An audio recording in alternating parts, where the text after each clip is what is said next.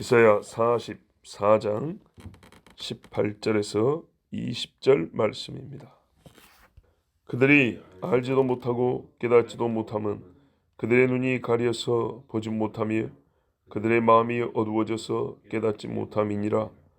마음에 생각도 없고 지식도 없고 총명도 없으므로 내가 그것의 절반을 불사르고 또한 그 숯불 위에서 떡도 굽고 고기도 구워 먹었거늘 내가 어찌 그 나머지로 가증한 물건을 만들겠으며 내가 어찌 그 나무 토막 앞에 굴복하리요 말하지 아니하니 그는 죄를 먹고 허탄한 마음에 미혹되어 자기의 영혼을 구원하지 못하며 나의 오른손에 거짓 것이 있지 아니하냐 하지도 못하느니라.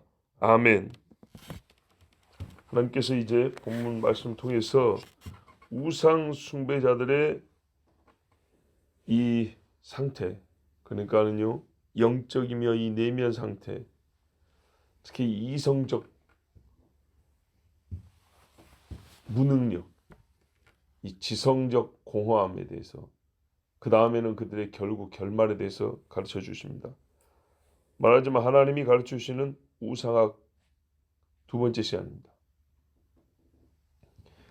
우상을 숭배하는 사람들은 무능력합니다.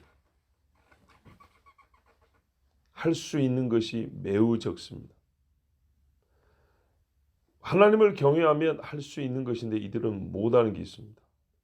이 못한다는 것은 결정적 차이인데 그게 뭐냐면 생각하지 못한다는 겁니다. 무엇에 대하여? 생각하는 자기 자신에 대하여.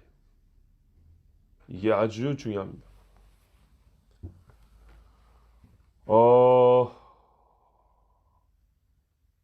나는 생각한다. 고로 나는 존재한다. 이 데카르트가 한 말이 있는데 세상의 모든 것은 다 의심스러운데 생각하는 나, 특히 이 의심하는 나는 부정할 수 없다는 겁니다. 그렇죠? 나 밖에 있는 건 다 의심할 만한데 내가 지금 의심하고 있다는 이 사실, 이거는 의심할 수가 없는 명백한 사실이라는 것. 의심한다는 것으로부터 나의 존재를 깨닫는다. 얼마나 이 바보 같은 소리인지 모릅니다. 근데 그마저도 안 된다는 얘기입니다. 보세요. 자기 손에, 내 손에 있는 것이 지금 거짓 것이지 아니한가?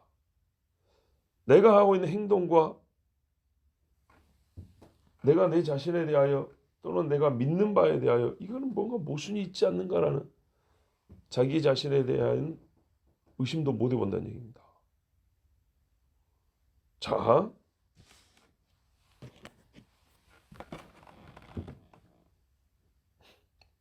18절에 보세요. 알지도 못하고 깨닫지도 못한다. 아무것도 모른다는 얘기거든요. 기분 좋은 말이 아니에요. 되게 어떨 때 씁니까? 많은 설명을 해줬는데도 불구하고 이해하지 못한다. 좀 지성이 부족하구나. 뭐 이렇게 들리는 경우가 있죠. 그래서 기분이 좀 나빠해요. 또 반대로 평범함을 넘는 지식, 일상을 뛰어넘는 세계에 대하여 우리 인간은 당연히 모르죠. 모를 수밖에 없어요. 그 모를 수밖에 없다는 걸 인정해야 한다. 보통 사람은 알지도 못하고 깨닫지도 못하는 하나님의 나라. 뭐 이럴 때 또 이런 말을 씁니다. 근데 본문의 맥락에서 알지도 못하고 깨닫지도 못한다는 말은 자기 자신을 모른다는 얘기입니다. 자기 자신에 대하여 내가 왜 이런 것도 몰랐을까? 내가 왜 이런 바보 같은 짓을 했을까 하고 부끄러워해야 되고, 자기 행위에 대하여 뭘 좀 알고 해야 되는데 자기 하는 행위의 본질에 대하여 무지하고, 자기가 경험하는 우상 숭배라는 행위를 경험하고 있잖아요. 친히 하면서. 근데 그 이인에 대한 분석의 능력이 없어요. 뭔지, 이게 뭘 의미하는지. 사람이 행위를 하면 지식을 얻게 돼 있어요. 물을 마셔보면 이게 내 입에 들어간 게 뭔지 경험이 생기잖아요. 이 경험으로부터 지식이 쌓이게 돼 있어요. 지식이 있어서 어떤 경험을 시작하기도 하고요. 그리고 경험을 하면 지식이 쌓여요. 소위 그래서 실험에 의해서 데이터가 쌓여서 완성품이 나온다 그러잖아요. 비행기 지금 저 만들어 놓은 거 몇 년을 시험하고 있습니까? 그죠? 지식이 쌓인다고, 필요한 지식이. 그런데 우상 숭배를 하면서 뭔가 지식이 쌓일 만도 한데 지식을 쌓지도 못하고 혹은 쌓았다 하더라도 그 지식이 가리키는 바에 대한 통찰이 부족해서 아무 개선이나 변화가 없다는 얘기입니다. 왜 그러냐?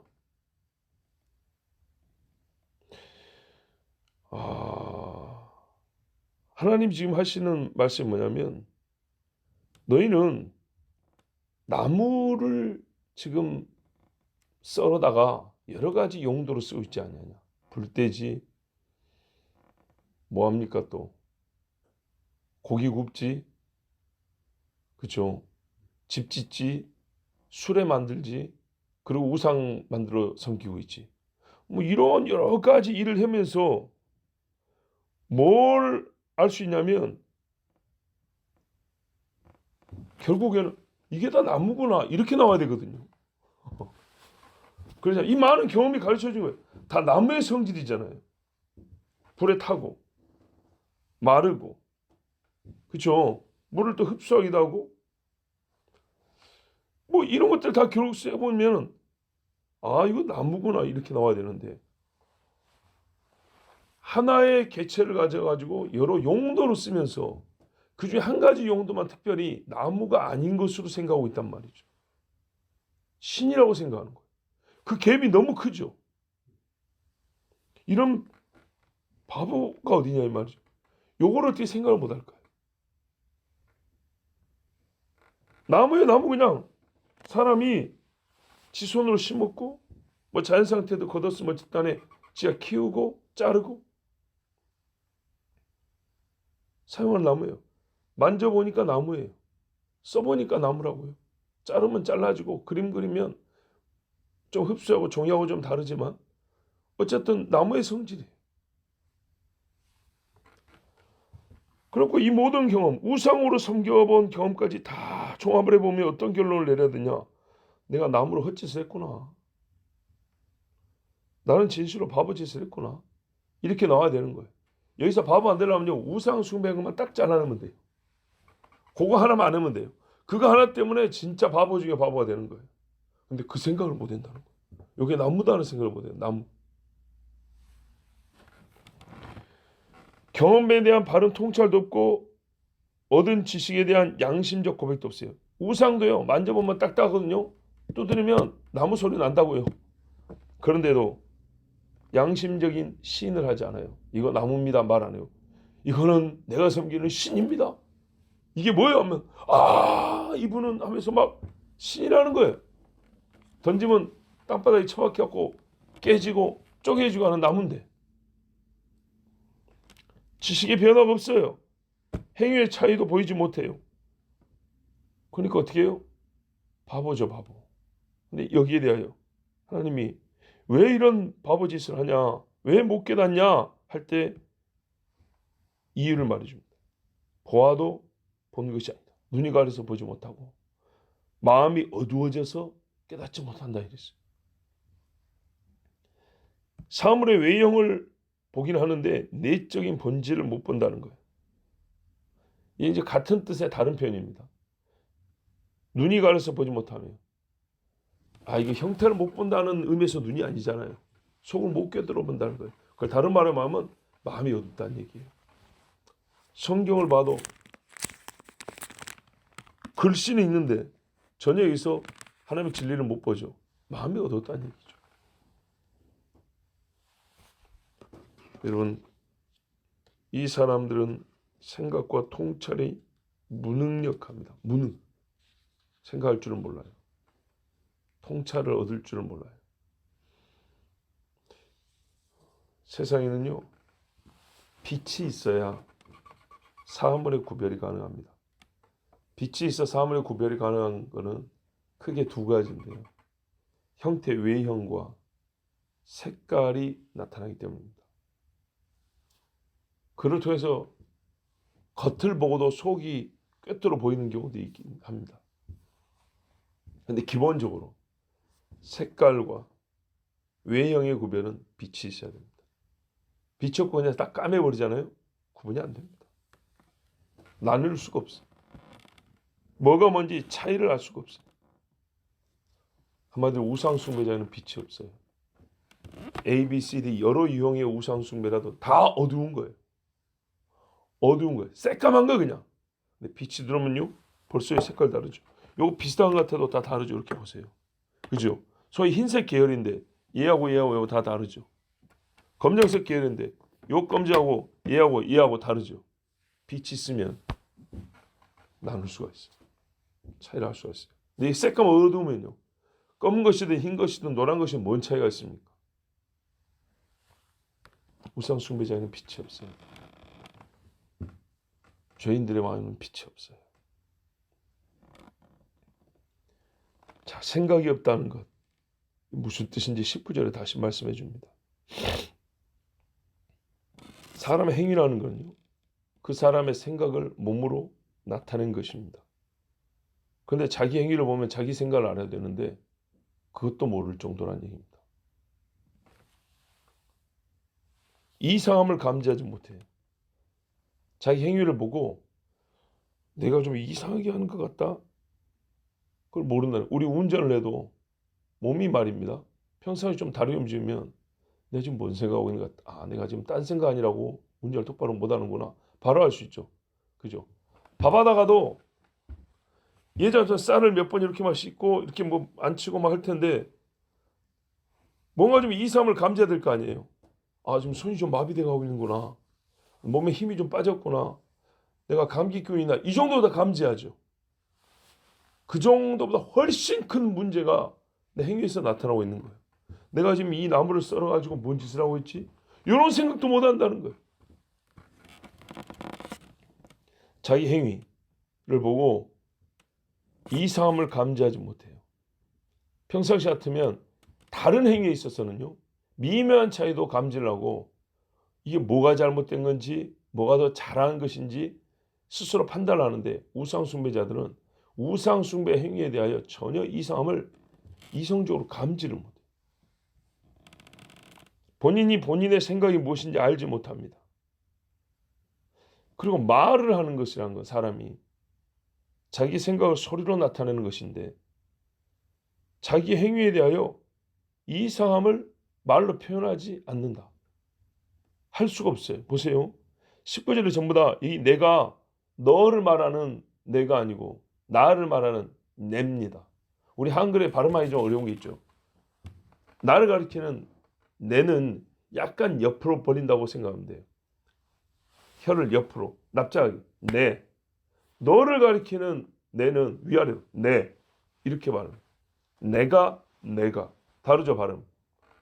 여기서는 내가가 아니고 내가요. 내가 나. 보세요.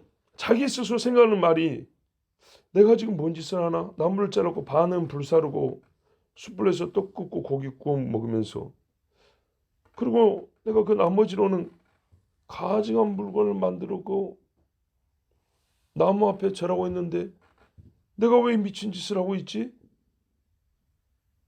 이렇게 말을 할 줄 모른다는 겁니다. 우리가 다른 경우죠. 오늘 왜 몸이 이러지? 이렇게 말을 하잖아요. 생각도 하고 말도 하잖아요. 조금만 이상이 생겨도 오늘 컨디션 안 좋은데 이런 말을 한단 말입니다. 근데 우상숭배자들은 이런 류의 말을 다른 데는 다 하는데 우상숭배에 대해서는 이런 말을 할 줄 모른다는 거예요. 생각이 멈춰 있어요. 사람이 지식에 따라 행동하고 또 행위에서 지식을 얻어 기존의 지식을 보강, 수정, 폐지하기까지 합니다. 경험해보고 생각해보니까 내가 기존에 알고 있던 지식은 틀렸구나. 이렇게까지 합니다. 근데 우상숭배자는요. 그 행위로부터 지식을 얻지 못합니다. 그래서 현재 행하는 우상숭배에 대한 어떤 지식적 변화도 일으키지 못합니다. 그러니까 죽을 때까지 우상숭배하는 거예요. 한 번 하면 끝까지. 많은 경험이 아니어도 우리가 어떤 경험을 하면 그 경험이 신경을 자극하고 이성을 주물럭거리고 영을 스치는 사건들로부터 사람은 때로 찰나에 수많은 경험과 학습도 줄 수 없었던 깊은 통찰을 얻고 깨우침을 얻는 경우가 있습니다. 번개처럼 스쳐가는 그런 거 있죠. 그런데 우상숭배자에는요, 이런 총명이 주어지지 않습니다. 우상숭배로부터 그래서 나올 수가 없습니다. 하나님을 섬기는 사람에게는요, 하나님께서 정말 전광석화 같이 찰나에 이렇게 깨달음을 받는단 말이에요. 우상숭배자는 그런 거 없어요. 여러분 생각해 보십시오. 잘 이제 오늘 말씀의 가운데 부분입니다. 나무로 서 있을 때는요. 나무. 보통 우상숭배할 때는 큰 나무를 쓰라고 만들죠. 아니면 큰 나무 자체를 섬기기도 하죠. 나무로 서 있을 때는요. 그 나무가 생물학적 살아있음을 가지고 있습니다. 동물은 아니에요. 성경에 살아있다는 동물은 뭐냐? 피가 있는 걸 말합니다. 피는 없어요. 그래서 나무는 엄밀히 말하면 죽는다고 하지 않고 그냥 마른다 그래요. 여하튼 나무로 땅에 박혀있고 서 있을 때는 생물학적 살아있음을 우리가 볼 수 있어요. 살아있는 것과 죽은 건 다르죠. 근데 잘라버린 다음에는요. 죽어있는 것만 봅니다. 썩어요. 뭐든지 잘라나가면 썩어요. 팔 잘라나가면요. 심장하고 떨어진 것은 썩어요. 나무일 때는요. 햇빛이 비추면 반짝반짝합니다. 이파리들이 멋집니다. 수분을 머금고 있고요. 우리가 현미는 알지만 저기에 물이 돌고 있구나 보입니다. 호흡도 있습니다. 잘려진 나무는 말라 쪼그라들 뿐입니다. 색깔도 퇴하고 빛깔도 퇴하고 큰 나무, 단단한 나무들 그 나무가 갖고 있는 색조와 바람에 흔들리는 모습까지 심히 아름답습니다. 뭐 좀 표현을 하자면 위엄도 있고요. 소위 나무의 영광을 가지고 있어요. 근데 여러분 토막난 나무는요. 사람이 조각하고 색칠하고 적당한 곳에 위치시켜 놓을 때야 그나마 보암직합니다. 사람 손이 많이 가야 돼요. 어떤 사람은 그래요. 이 나무가 훨씬 멋있다고. 봐보세요 여기. 이 나무. 피아노 만든 나무. 요 정도 유지하려면 사람 손이 얼마나 많이 가야 돼요. 그죠? 자연 상태에서 그러니까 요게 만약에 말입니다. 살아있는 나무를 썰어가지고 모양만 이렇게 만들어 놓고 가만두면요. 10년, 20년이 갈 수 있을까요? 가공을 해야죠. 가공을. 그죠? 쪼이고 자르고 이어붙이고 나사 쪼이고 기름칠하고 약 바르고 막 이래야 되죠. 그 정도 됐을 때 소위 작품이라고 하는 건데 그래봐야 자연 상태에 얼마나 아름답고 놀라운 나무들이 많습니까? 이거 계속 보수 작업, 유지 작업을 해줘야 소위 잘라진 나무는 보암직합니다. 여러분 자연 상태에서 나무는 시간이 갈수록 커지고 강해지고 되게 멋져집니다. 그죠? 여러분 이제 이 말로부터 깨달으셨을 거라고 봅니다.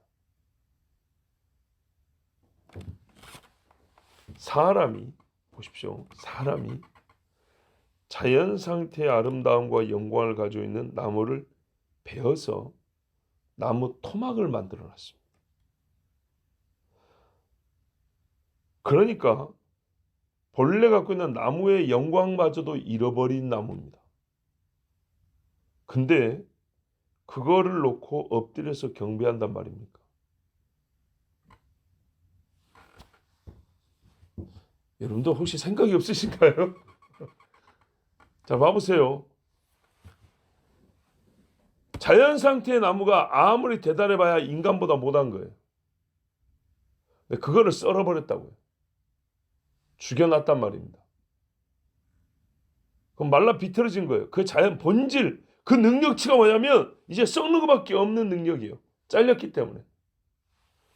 그거를 겨우 인공해고 산소호흡기 달아놓은 사람처럼 겨우 거기다 막 약칠하고 막 그림 그리고 색칠해가지고 논 다음에 신이라고 한다 이 말입니다. 나무 토막을, 나무도 안 되는 나무 토막을 신이라고 한다는 얘기예요. 정말 미쳐버릴 일 아닙니까? 나무를 나무보다 못하게 만들어 놓고, 사람이요, 나무를 나무보다 못한 토막으로 만들어 놓고 그거를 가지고 사람 지보다 높은 신이라고 섬기냐 이 말이에요. 자, 그래서 하나님 뭐라고 20절에 죄를 먹은 것과 같다 그랬어요. 죄 타버린 거 아닙니까? 그죠? 사람의 몸에서 일어나는 일로서 비유하자면 똥이란 얘기입니다. 찌꺼기. 배가 고플 때 죄를 먹으면 배가 부릅니까? 위를 채울 수는 있겠죠. 죄를 먹으면 영양소가 뭐가 있어서 흡수될 만한 게 있나요? 없죠. 하는 짓이 다 타버린 배설물을 먹는 것과 똑같은 거답니다. 근데 왜 먹죠? 흡수하고 영양분을 얻어서 힘을 얻으려고 먹는 건데 어떤 정신 나간 사람이 똥을 먹냔 말이에요. 지금 나무 이야기니까 죄라고 얘기한 거예요. 사람을 하는 똥이고 다 타버린 거. 생나무라도 씹어야 거기서 뭐가 즙이라도 나올 거 아닙니까? 근데 나무 타버린 죄를 먹는데 거기서 뭐가 나오겠어요? 나올 거 없지요. 우상숭배자는 아무것도 나올 것 없는 거를 배부르겠다고 먹고 있다 이 말입니다. 와, 비어있는 껍데기에 눈이 미혹되고요. 거짓된 소리에 마음이 끌려서 우상을 숭배하는 자는 아무것도 얻지 못할 것에 최선을 다합니다. 그 결과 어떻게 했냐? 잃기만 하는 거예요. 왜? 힘이 들어갔잖아요. 물질이 들어가고 정성이 들어가고 다 쏟았는데 그게 뭐냐면 얻겠다고 하는데 뭐가 들어가는지 죄만 입으로 들어간다. 죄만. 도박하는 사람 보세요. 돈 쓰고 시간 쓰고 자기 머리 쓰고 별짓을 다 하죠. 그런데요. 하나도 딴 게 없다고 생각하세요. 잃는 거죠. 잃는데 힘을 다 쓰는 거예요. 제 말이 거짓말입니까? 20절 보세요. 자기의 영혼을 구원하지 못하며 자기의 영혼을 구원하지 못하며 여러분 사람에 있어서 영혼 구원이 다예요. 다. 몇 퍼센트 비율로 경쟁하고 견줄 만한 것이 없어요. 영혼 구원에 견줄 만한 것이 없어요. 그래도 서울대 나왔으면 됐지. 뭐 어쩐다고 서울대 어쩐다고요. 참나. 하버드 나왔으면 그래서요. 뭐 수명을 하루라도 더 늘릴 수 있나요? 키를 한 자라도 더 크게 할 수 있나요? 구원은 영원한 거예요. 영원한 구원과 파멸의 문제에서 일부분이라는 것은 있지도 않고 있어봐야 아무 의미가 없습니다. 영혼에 10을 더한다고 먹을 것이면 영혼에서 10을 뺀다고 먹이겠습니까? 영혼 아닌 거는 아무것도 아닌 거예요. 이 안타까운 우상숭배자들은 자기 자신에게 물어봐야 할 필수 질문을 하지 못하고 죽습니다. 그게 뭐예요? 이게 정말로 나를 구원할 수 있는가? 사람이요, 다른 사람에게 질문할 때는요, 아무 때나 할 수 없어요. 허락을 받아야 되는 질문도 있어요. 인격적인 관계 때문에 하고 싶어도 하지 못하는 질문도 있어요. 소위 상황이, 조건이 질문을 허락하거나 하지 못하게 하는 그런 경우가 많다 이 말입니다. 그렇지만 여러분, 자신에게 묻는 거야 누가 맞겠습니까? 스스로 묻는 거야 어떤 조건이 있겠습니까? 최고의 자유로 할 수 있는 게 자기에게 물어보는 거 아니에요? 횟수도요. 원 없이 죽기 전까지는 사실상 제한 없이 물어볼 수 있어요. 그런데요, 단 한 번도 자기에게 해야 할 질문을 하지 못한 채 세상을 떠납니다. 왜요? 생각이 허망하기 때문에. 깨닫지를 못하기 때문에. 아까 앞서 계속 말했잖아요.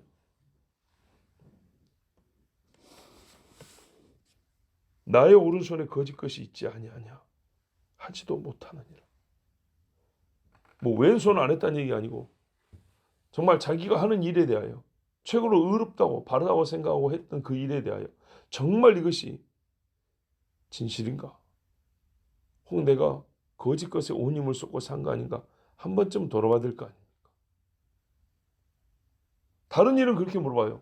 이 직업을 내가 계속 가져야 될 것이냐? 내가 이 학교를 계속 다녀야 될까? 뭐 이런 것도 많이 해요. 연애도 내가 이 사람을 계속 만나야 될까? 별의별 다 해요. 근데 자기 자신에 대해서 나의 영혼 구원을 위하여서 이 하는 일이 이게 정말 쓸데없는 일 아닌가? 물어보질 않는다는 거예요.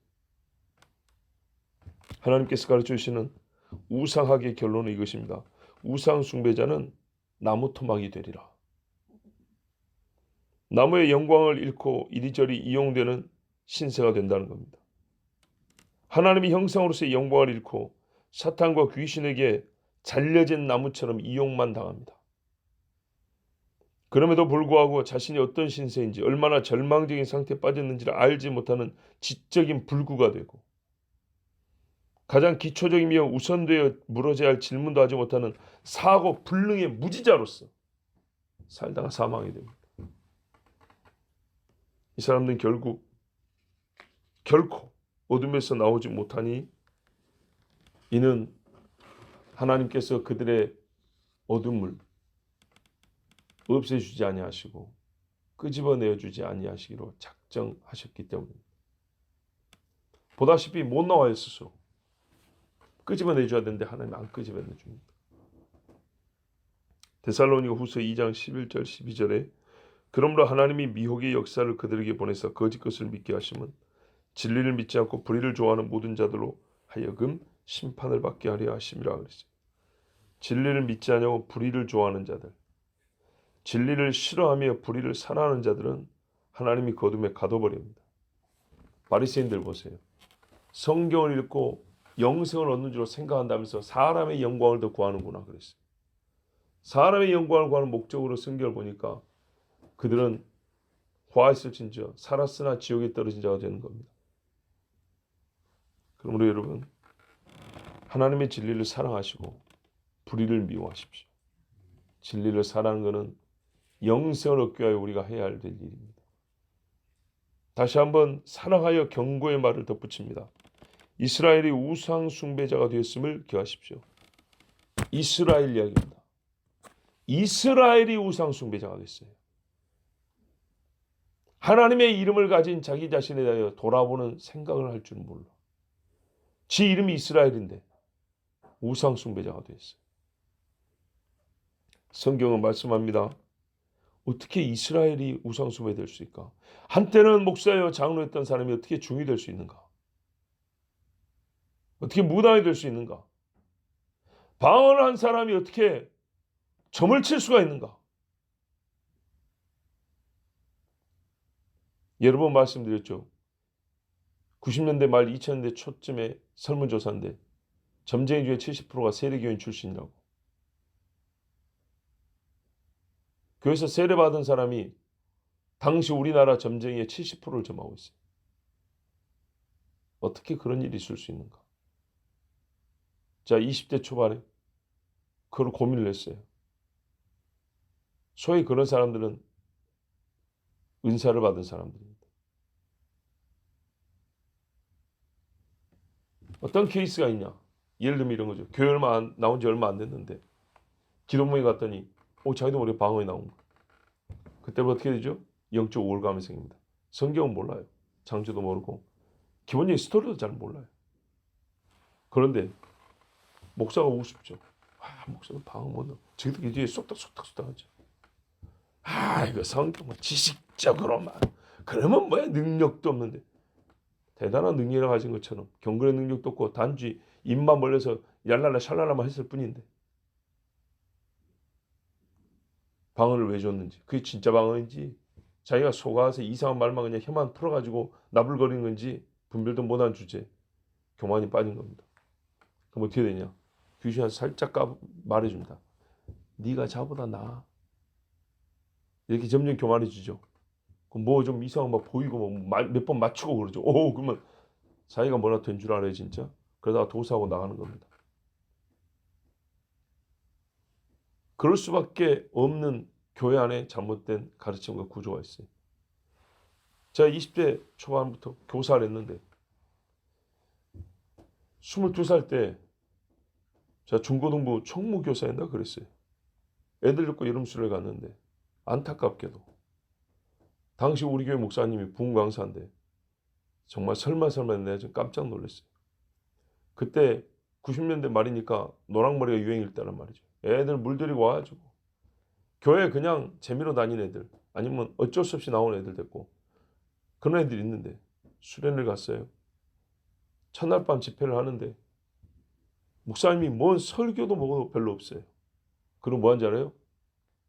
우리 주여 부르고 기도하는데 방언을 달라고 기도합시다. 이게 뭐예요? 예수가 뭔지도 모르는 애들한테 방언 달라고 기도합시다.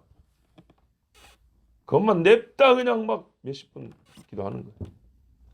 방언을 받지도 않을 뿐더러 받아서 뭐 하겠습니까? 아무것도 모르는 애들한테 너희가 죄인이라는 걸 가르쳐줘야 되고 예수 그리스도의 보혈로 너희가 죄 씻음을 받을 수 있다는 복음의 기본을 가르쳐줘도 시원찮을 판에 밑도 끝도 없이 방언을 달라고 기도합시다. 이게 뭐냐고요 도대체. 그러니 자기가 뭘 하고 있는지도 모르는 이상한 교인들이 나오는 겁니다.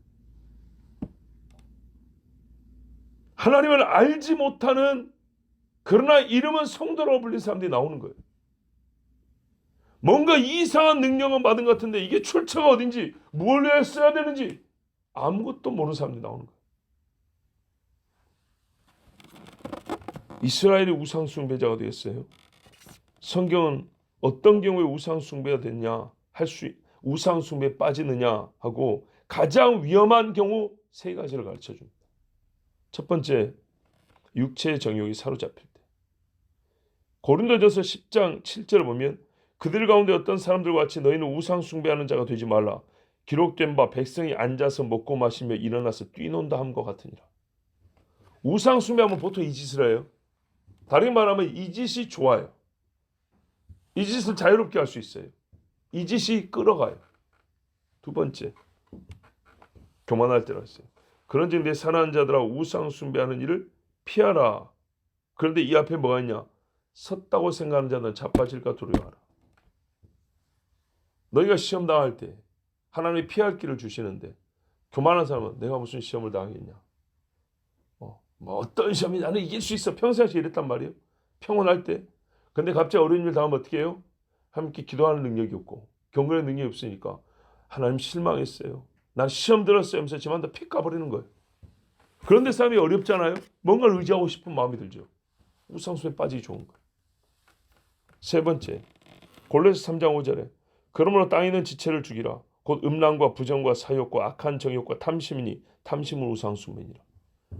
제 마음대로 하고 싶고 뭐 얻고 싶은데 근거가 있고 정당함이 없잖아요. 그러니까 우상을 만들어 놓고 우상에게 할 말을 지가 넣어줘요. 그리고 뭐라 그래요? 아니 이 신이 나한테 허락한 거고 이 신이 가르쳐준 거라. 가만 보니까 지가 할 말을 거기다 다 맞았어요. 뭔 말인지 알겠어요? 예. 비나이다 하는데 찌릿 응답이 왔어. 신이 말해줬대요. 근데 그 신이 할 말을 지가 준 거예요. 지가 남아놓은 거예요. 탐심. 실족했어요. 나 시험 들었어요. 그러나 지푸라기 잡고 싶어요. 누가 여기 가면 영험하고 누가 어쩌고. 교인들 중에 연말연시에 전보로 댕긴 사람이 그렇게 많다는 소리 들어보셨죠? 엄청나게 많아요. 엄청나게. 여러분 생각하는 자가 되십시오. 로댕이 생각하는 사람인가 그런 거 있죠. 예. 세상 사람들도 사람이 생각하고 살아야 돼요. 예? 짐 싸고 다는 건 사람이 생각할 줄 아는 거라고 그렇게도 말해요. 하나님의 형상인 우리가 생각할 줄 알아야 되는데 특별히 내 자신에 대하여 물어보는 생각을 해야 합니다. 내가 하는 일에 대하여. 오늘 성경이 가르쳐 줍니다. 어떤 생각을 해야 되는지 가르쳐 주잖아요. 여기 그대로 가르쳐 주잖아요. 뭐라고요? 나의 오른손에 거짓 것이 있지 아니하냐. 나의 행위가 우상 숭배가 아닌가? 내 오른손에 거짓이 있지 않느냐라고 이렇게 물어보는 생각. 이것이요 우상 숭배에 빠지지 않는 생각이. 여기에 이제 한 걸음 더 나면 어떻게 해요? 내가 어찌하여 구원을 얻을 수 있겠는가? 예? 빌립보 간수가 형제들아 내가 어찌하여 구원을 얻을 수 있겠는가? 베드로의 설교를 듣는 유다인들이 형제들아 그럼 우리가 어찌할꼬? 생각된 말이 뭐예요? 어찌하여 살겠냐? 어찌하여 이 죄에서 이 죄책에서 벗어날 수 있겠느냐? 주 예수를 믿으라. 너희 죄의 사함을 받으라. 성령의 선물을 받으리라. 내 행위를 생각해 보십시오. 하나님 주신 지혜를 사용하십시오. 기도하겠습니다. 아버지 하나님 감사합니다. 오늘 모인 수는 적어도 하나님은 사랑하는 백성에게 많은 말씀을 주시고 우리의 생각은 깊지 못하여도 하나님 우리가 생각할 수 있도록 깊은 우물을 파주셔서 감사합니다. 마땅히 생각해야 될 곳 그리고 생각할 말을 우리에게 담아주셔서 감사합니다. 아버지 결론입니다. 우상 숭배자는 나무 토막같이 아니 나무 토막이 되리라. 아버지 하나님 우리 중에 한 사람도 우상 숭배자가 없게 하시고 우상 숭배에 빠질 만한 위험에 자기 자신을 내던지거나 방치하지 않게 하옵소서. 우리를 구원하신 하나님께 늘 가까이 하게 하시고 진리를 사모하게 하시고 주의 붙드심 안에 머물러 있게 하여 주시옵소서. 여호와를 경외하는 자에게 복이 있을지어다. 예수 그리스도의 이름으로 기도하옵나이다. 아멘.